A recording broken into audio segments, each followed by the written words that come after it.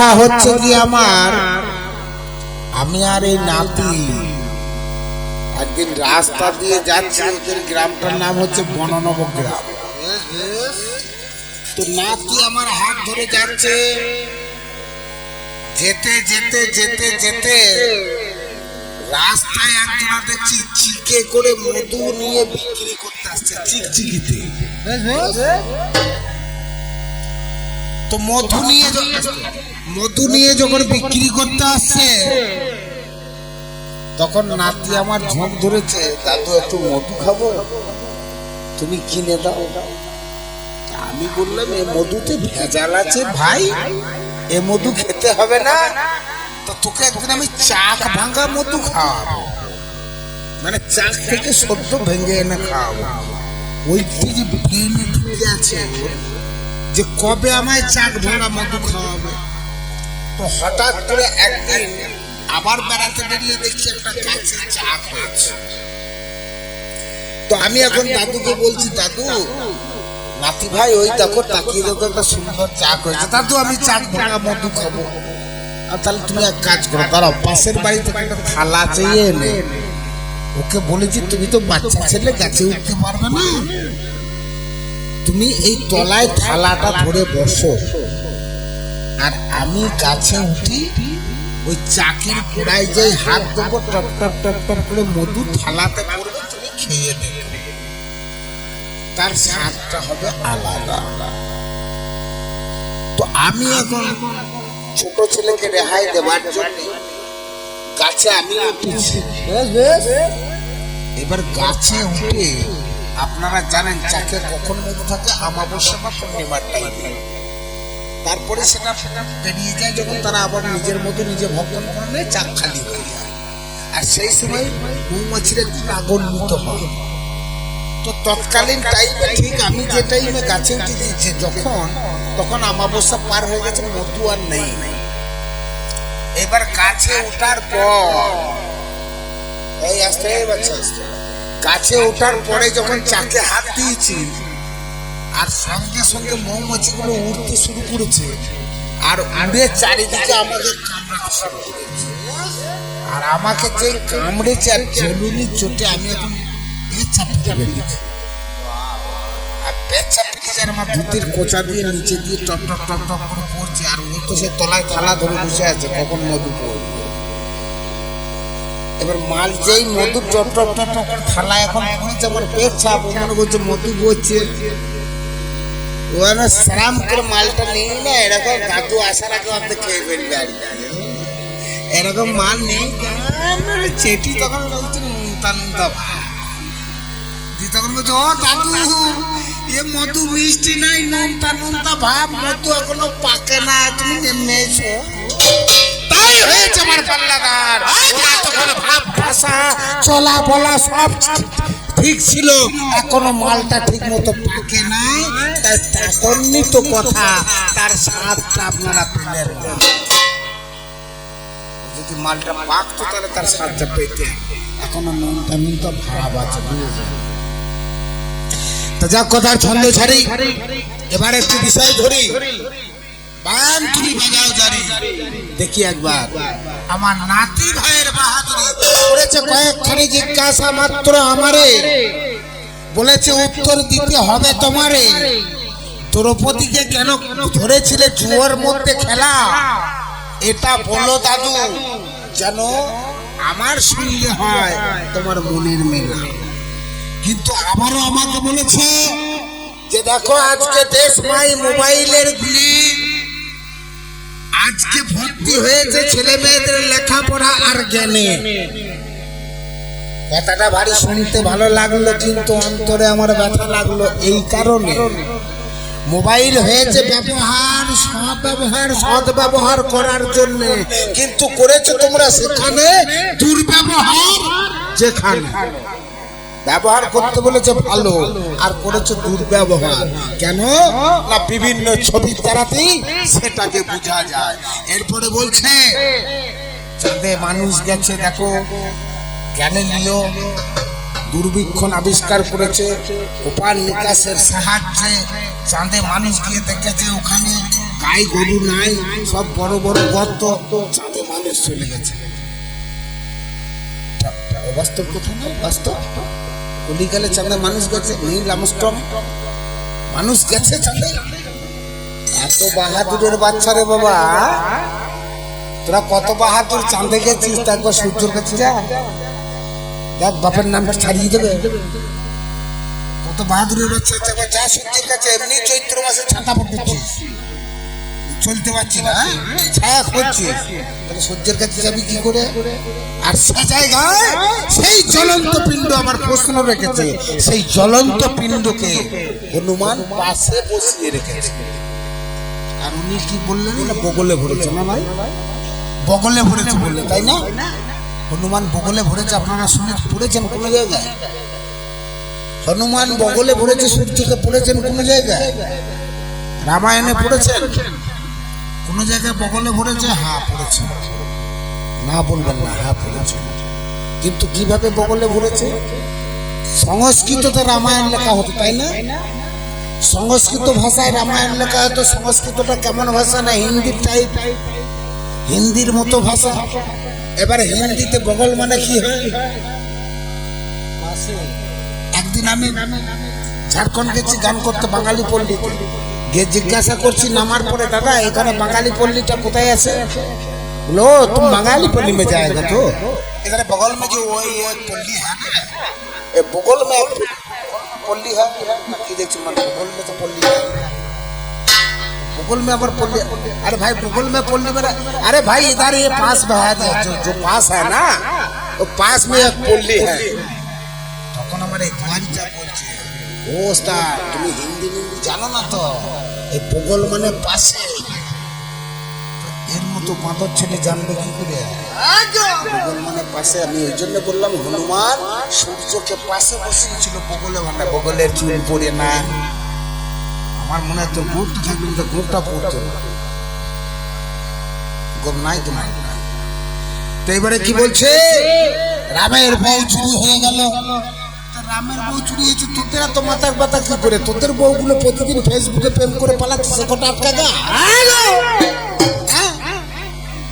কে কার সঙ্গে কোথায় পালিয়ে যাচ্ছে কোনো ঠিক নেই। রামের বউ চুরি হলো, আমাদের না রামের একটা বউ চুরি হয়েছে, তোদের রামের হচ্ছে, শ্যামের হচ্ছে, শ্যামের বাবার হচ্ছে, শ্যামের কাকার হচ্ছে, সেই কোটা কথা একা। সেদিকে দেখার ক্ষমতা, রামের বউ চুরি হলো। আর রামের বউ চুরি হওয়ার পিছনে কারণ আছে, সে উদ্ধারের কথা আমি নিশ্চয়ই যাব। এবারে বলছে দেখেছেন হনুমানের লেজে আগুন লাগানো হয়েছে, লেজের একটি চুল পড়ে নয়।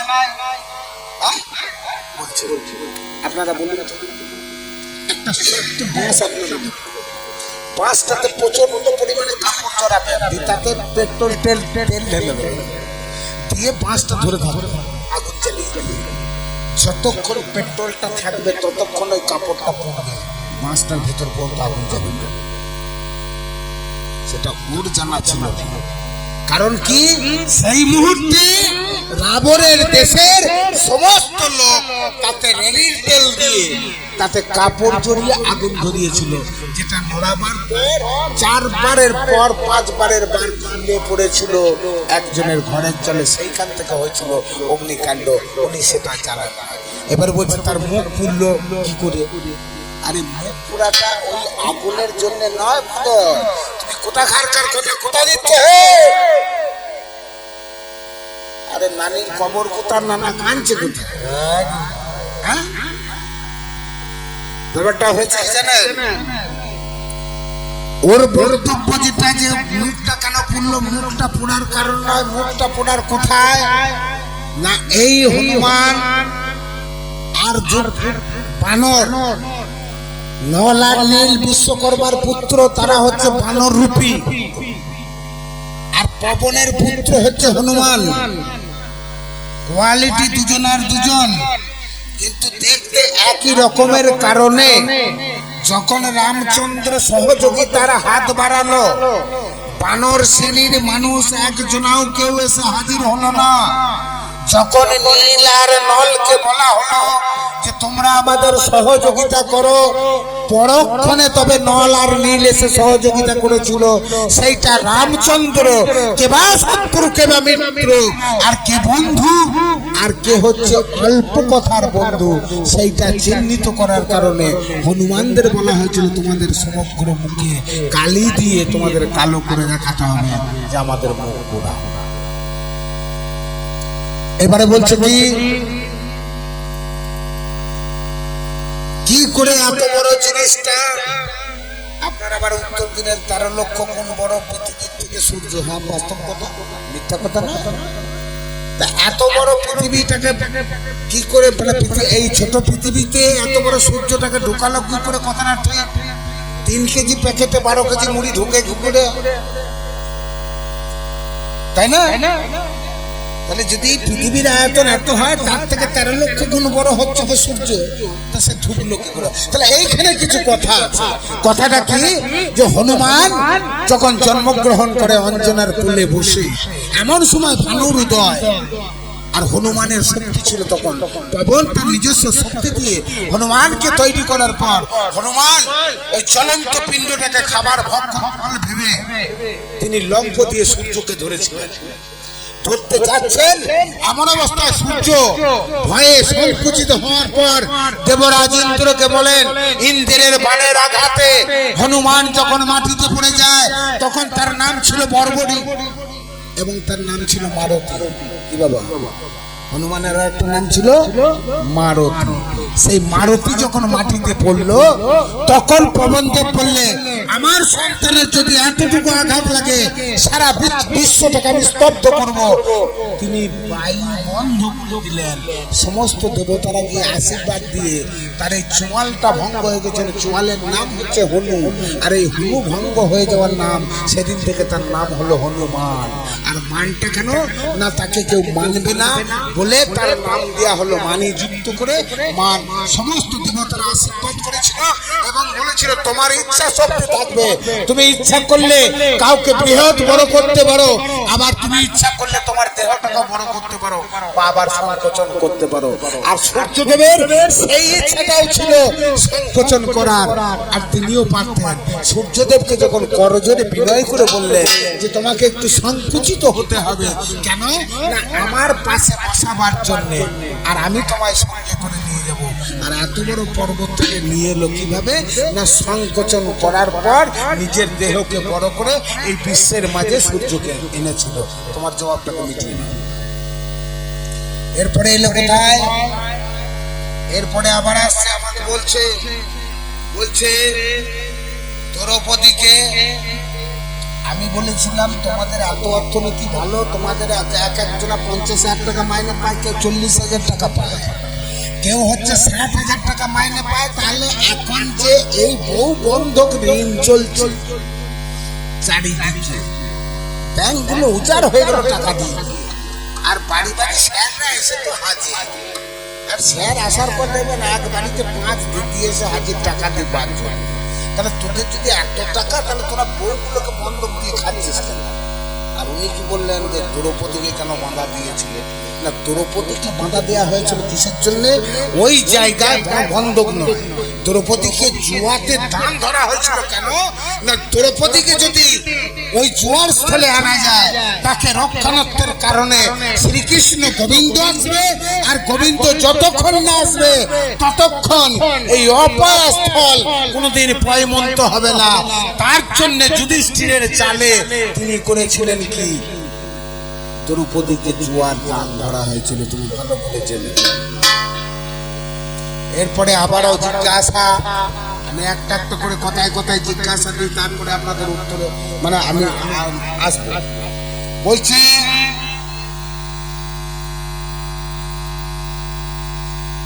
তোমরা এসব খারাপ কাজ করেছো বলে আমরাও করেছি, নতুন কি করলে? আমি বলেছিলাম কি দাদা, যে এই জগতে নতুন কি তোমরা তৈরি করতে পেরেছো? আমাদেরকে বাদ দিয়ে একবার দেখাও, আমাদেরকে বাদ দিয়ে দেখাও। পৃথিবীর সূর্যটা সেই সত্য যুগের আগে থেকে সৃষ্টি হয়ে আছে। এই ঠাকুর দেবতা সব সেই সত্য যুগের। নতুন ঠাকুর কি আর তুমি ঘুরিয়ে কি বললে আমাদের মহামন্ত্র হরে কৃষ্ণ কৃষ্ণ কৃষ্ণ হরে হরে। হরে শব্দের অর্থ মহাদেব, হরনাথ। কৃষ্ণ শব্দের অর্থ কৃষ্ণ, কৃষ্ণ শব্দের অর্থ কৃ শব্দে কর্ষণ, উষ্ণ শব্দে তেজ, অজ্ঞান তিনি বিনাশ করেন ব্রহ্ম তেজ, সেই জন্য হয় কৃষ্ণ। তাহলে হরে কৃষ্ণটা বলছিস কেন? এটা তো সত্য যুগের মাল, ত্রেতা যুগের মাল, দাপর যুগের মাল। তোর কি যুগের নাম আছে একবার কর? তোর যুগের নাম কিছু নাই। তোর যুগের শুধু দিতে হবে, করতে হবে, মানতে হবে আর জানতে হবে, এছাড়া তো কিছু নাই। তোমার মহামন্ত্র নাকি? 10টা লোক নিয়ে কোন একটা ঝান্ডা লাগিয়ে মানতে হবে, মানতে হবে, জানতে হবে, জানতে হবে, করতে হবে, করতে হবে, দিতে হবে, এছাড়ার বক্তব্য কিছু নাই তো। তাহলে সত্য যুগের ছিল যে কৃষ্ণ নাম, হরে কৃষ্ণ, হরে শব্দ হরনাথের নাম, কৃষ্ণের নাম, রামের নাম। আর সেইটাকে 3 যুগটাকে পার করিয়ে দিয়ে গৌরাঙ্গ মহাপ্রভু তোমার যুগের মাল বউকে খেতে দিবার ভয়ে রাত্রিবেলা নিজে কুটে মাল 2 ভাইয়ে লোকের বাড়ি বাড়ি ভিক্ষে করে খেত, চাল আলু লোকে দিত, সেদ্ধ করে মারতো, মাছ মাংস কেউ দিত না বলে নিজেরা বলে দিলে যে আজ থেকে আমাদের 2 ভাইকে মাছ মাংস খেতে নাই, আর আমাদের দলে যারা থাকবে তাদেরকেও খেতে নাই। কারণ কেউ তো দেবে না, ভিক্ষে করে মানে তো পয়সা তো নাই কিনবা। আর এই ভিটামিন না খাওয়ার জন্য পেঁয়াজ রসুন মাছ মাংস মালটা কি হলো, আস্তে আস্তে জন্ডিস হলো, শরীরটা হলুদ হয়ে গেল। লোকে কি বললে দেখো আমাদের গৌরাঙ্গ দেহটা হলুদ হয়ে গিয়েছে, সোনার বর্ণ হয়েছে, এত দুর্বল হয়ে গেল খেতে দিবার ভয়ে বউকে চুপি চুপি অন্যায় স্বীকার করে নিয়ে দূর থেকে মাকে দেখিয়ে দিয়ে গ্রামের লোক চিনতে পারবে বলে 2 ভাইয়ে নানা হয়ে শান্তিপুরের ঘাট পেরিয়ে পালিয়ে গেল। সোজা কোথায়? পুরীতে, উড়িষ্যায় যদি ধরা ফেলে ধরা পড়ে যায়। এবার জগন্নাথের সঙ্গে দর্শন করতে গিয়ে অতটা সিঁড়ি বইয়ে উঠতে গিয়ে যারা গেছেন দেখবেন, অতটা সিঁড়ি বইয়ে উঠতে গিয়ে দুর্বল মা পড়ে গেল, পায়ের চাপে মরে গেল, তাকে তলা দিয়ে যাই ভরে দিলে একবারে ভাসতে ভাসতে চলে গেল নদীতে, আর কেউ খুঁজে পেলে না। তখন এরা পান্ডাগুলো এর মতো গুন্ডাগুলো বাইরে দাঁড়িয়ে দাঁড়িয়ে বলে দেখলে আমাদের ঠাকুর বিলীন হয়ে গেল। একটা নিম কাঠের মালের সঙ্গে একটা মানব দেহ বিলীন হয়ে যেতে পারে? একটা নিম কাঠের মাল খেয়ে জগন্নাথ বলে তার সঙ্গে বিলীন হয়ে গেল একটা মানব দেহ, ওকে সামনে বেঁধে রাখলে বিলীন হয়ে যাবে তো? আরে কি না খেতে দিবার ভয়ে 2 ভাইয়ে খেতে বললো। তুমি দেখাচ্ছ আমি হরিনাম করছি, হরে না? বলো যে ওটার মধ্যে ভুল ছিল, তোমরা যেটা করে চলেছো সেটা ভুল করেছো, এর সংশোধন করো। তাই কথার ছন্দ ছাড়ি, ও তোমার হলো না কো, ও তোমার হলো না কো, ও তোমার হলো না কো, আজ ভাবের ভাবে ধরা ওটু ধরা রে, ও তোমার হলো না গো, ভাবের ভাবে ধরা।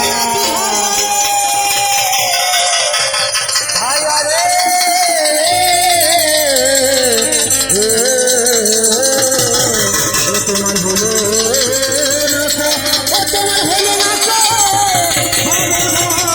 ধরা কি ধরা,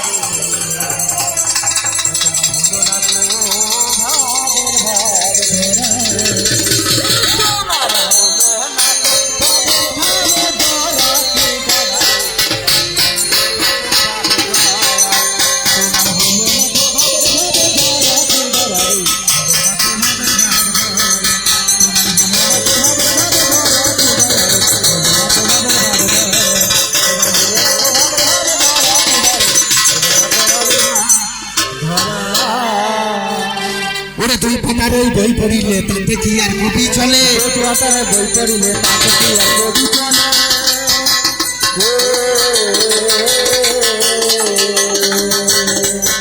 ওরে কথা বলে দাড়ি হলে তাতে কি আর কথা বলে,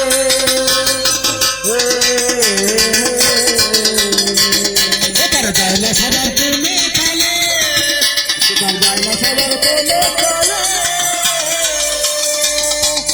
যায় না সবার চুলে চলে, এসেছি আর তোতে মেরা রে।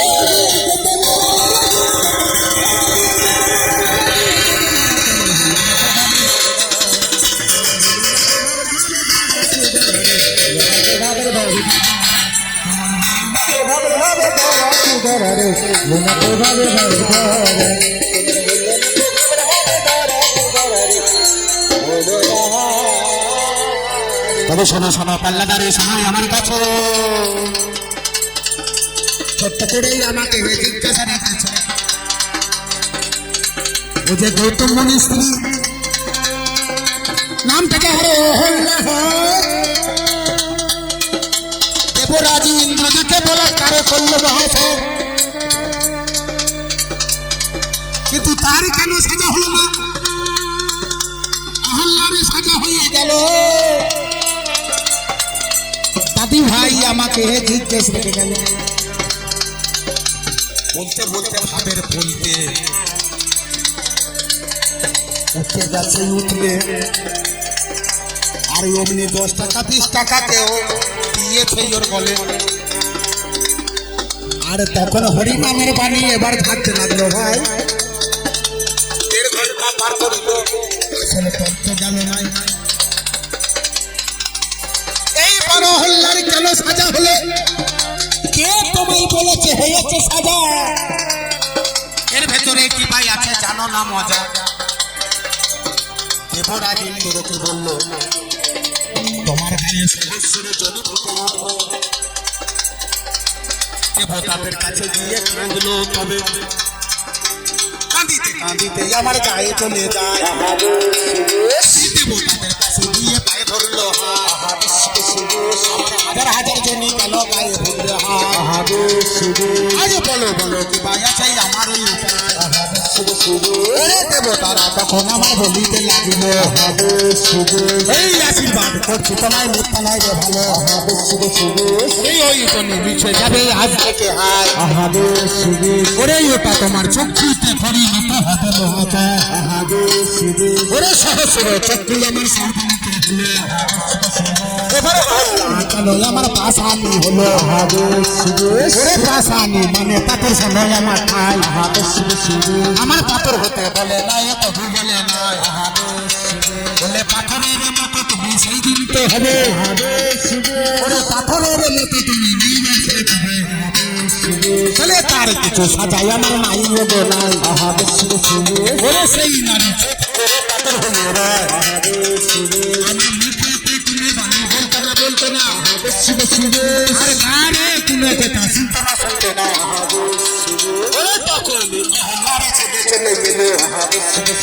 আমার সেই ছেলে সে তখন আহুতি এবার ছেলের যখন অঞ্জলি আমার কথা চলে যায়। আর মায়ের চোখে চলে আমার ঝরে পড়ে ওরে মা জননী মুখে নাহি কথা তো বুঝলে আমার দেহ আস্তে আস্তে যাচ্ছে বুঝলে। আর সেই সময় মা জননী জুদা করিল ওরে পাশানি হয়ে সেদিন মানব রূপে। তুমি জানো না জানো না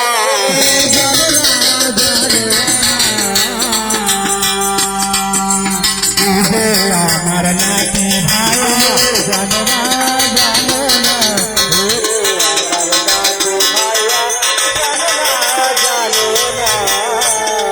ও তুমি শোনো দিয়া মন বুঝিবে কারণ বলি যে তোমার কথা। ও বলি যে তোমার কথা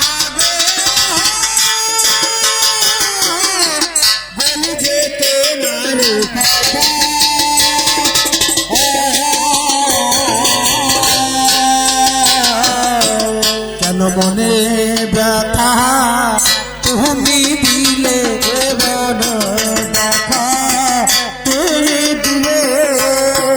তুমি আমার ছেলের ছেলে তুমি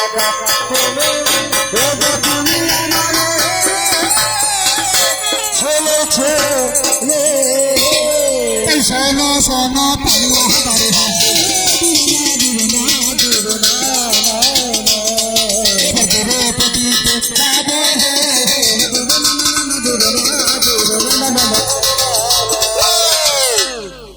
যাবার সময় আমাকে জিজ্ঞাসা করছে এই প্রশ্নটা আপনাদের মনে জাগবে, কঠিন মহাপ্রশ্ন যে দ্রৌপদীর 5টা স্বামী, দ্রৌপদীর 5টা স্বামী যদি একটা স্বামী মরে যায় সে বিধবা হবে কি হবে না, এই যে একটা প্রশ্ন। তাহলে এই প্রশ্নটার জিজ্ঞাসাটার উত্তর আপনাদেরকে একটু ছোট্ট করে আমি দিয়ে যাই। কারণটা কি, এক ভদ্রলোক বলেছেন হাটে গেছে, হাটে হাটে সুখবাজারের হাটে, বাড়িতে একটা ঘোড়া ছিল, ঘোড়াটাকে বিক্রি করি দিয়ে ঘোড়াটাকে নিয়ে গিয়ে হাটে গিয়ে বলছে দাদা ঘোড়া কিনবেন, ঘোড়া কিনবেন, ঘোড়া কিনবেন। আর হাটে একজনা ভিক্ষে করছিল, বুঝছেন, তার কাঁধে ঝুলিয়ে আছে। সে তখন বলছে দাদা আপনার ঘোড়ার কত দাম? বলে দাম সে একটা যা হোক হবে, আপনি ঘোড়া কি নেবেন? বলে হ্যাঁ আমি ঘোড়াটা নেবো। বলে বেশ তাহলে এবার দাম দর হবে, বলে একবার চালিয়ে দেখি মালটা। ঘোড়াটা চাপার আগে বলছে এই দেখুন আমার গাড়ির ছুরিটা আপনি ধরুন, দিয়ে ওরা হাতে দিয়ে ভিক্ষার ছুরিটা হাতে দিয়ে ঘোড়াটাকে নিয়ে মাঠ কাট কেটে পড়েছে সোজা একদম জামালপুরের হাট। আর এ ভেবেছে আমার ঘোড়া আসছে, ঘোড়া আসছে, ঘোড়া আসছে, সে ভিখারির ঝুলি হাতে ধরে দাঁড়িয়ে আছে।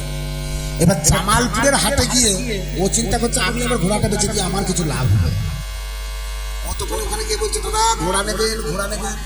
আর একজনা তার কাছে পয়সা করি ছিল না, ওটা কত মূল্য শাক কিনেছে, তলায় মূল্য কটা ঝুলছে, খড় দিয়ে ভাঙা আছে, শাক কটা হাতে ধরে এই ঝোলাতে ঝোলাতে নিয়ে যাচ্ছে। দিয়ে তাকে গিয়ে বলছে দাদা ঘোড়া নেবেন, ঘোড়া। সে দেখছে শালা আমার কাছে পয়সা নেই, আমি ঘোড়া কিনবো কি করে?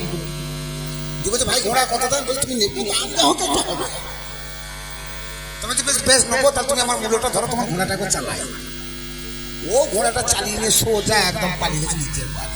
ইয়ে মূল্যটা ধরে দাঁড়িয়ে আছে দোকানদারের সামনে। তখন দোকানদার জিজ্ঞাসা করছে হ্যাঁ দাদা তোমার ঘোড়া বিক্রি হলো? বলছে হ্যাঁ হলো ভাই। তো বলছে কি দাম হলো? বলে যে দামে কিনেছিলাম মালটা ও দামেই গেল, চুরি করে নিতে মালটা ও দামে। হ্যাঁ তাহলে লাভ কি হলো? বলছে যে দামে কিনেছিলাম ওই দামেই গেল, তাহলে লাভ কি হলো? বলে 60 শাক পদে মুলো, তাই এখন ওর পদে মুলো হয়ে গিয়েছে।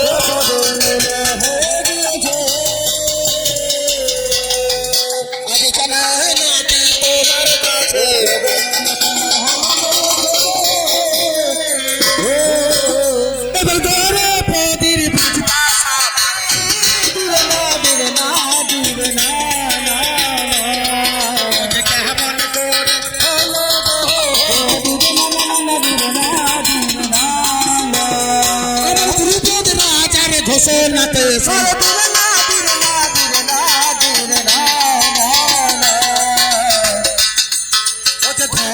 ধরে পরীক্ষায়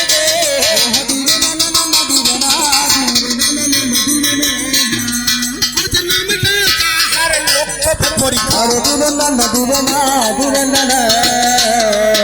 আমার লক্ষ্য ভেদ না চাইলে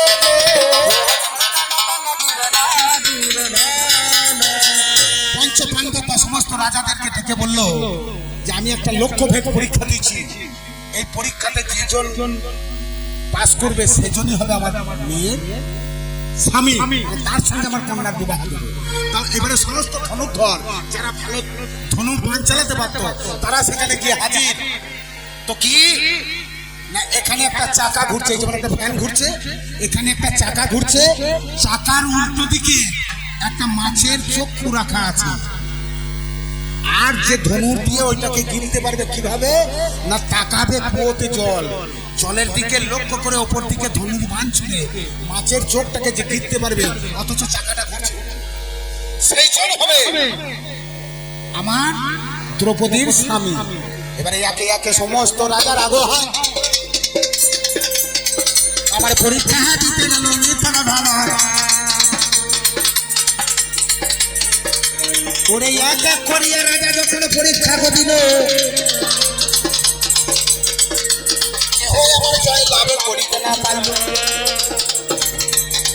এবার যুধিষ্ঠিরের কাছে তখন খবর চলে যায়।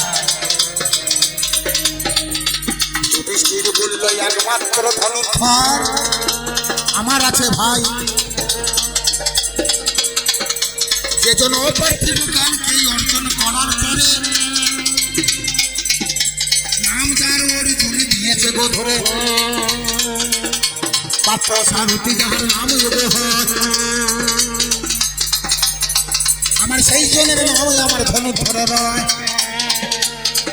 আমার সেই জন পারিবে এই কাজটা করিতে। ডাকো ডাকো ডাকো আগে ডাকো এই বলিয়া অর্জুনকে ডাক যখন দিল, অর্জুন তখন বাবা আসিতে লাগিল।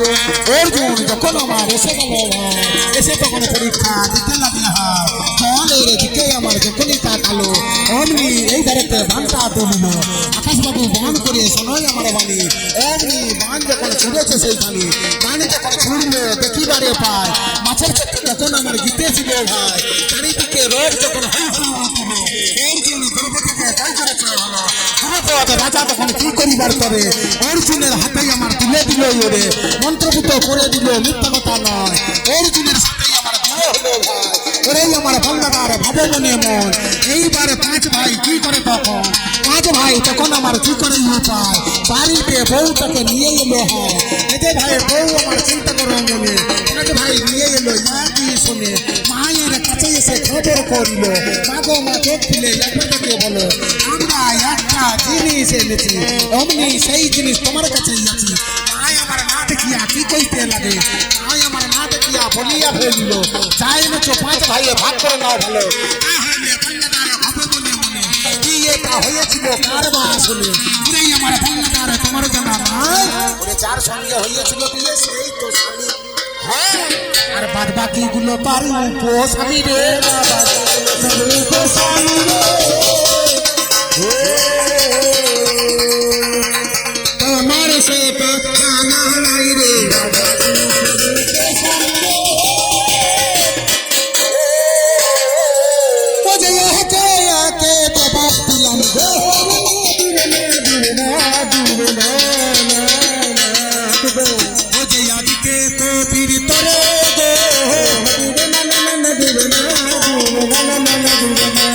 আজ তাঁদুর কাছে শিক্ষা পাবে নাকি,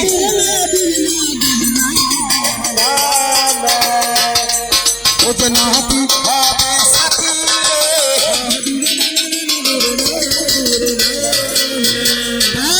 ছোট হোক আর বড় হোক ভাবো মনে মনে, ও যে আমার নাতি শোনা যত বড়ই অপরাধ করুক কেন, ওকে ক্ষমা করাই হবে আমার সেটা মন।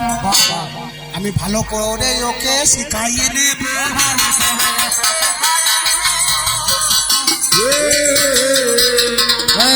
শিখাইয়ে দেবো নয় শিখাইয়ে নেবো, ওর ভুল ভ্রান্তি সব ভেঙে দেবো।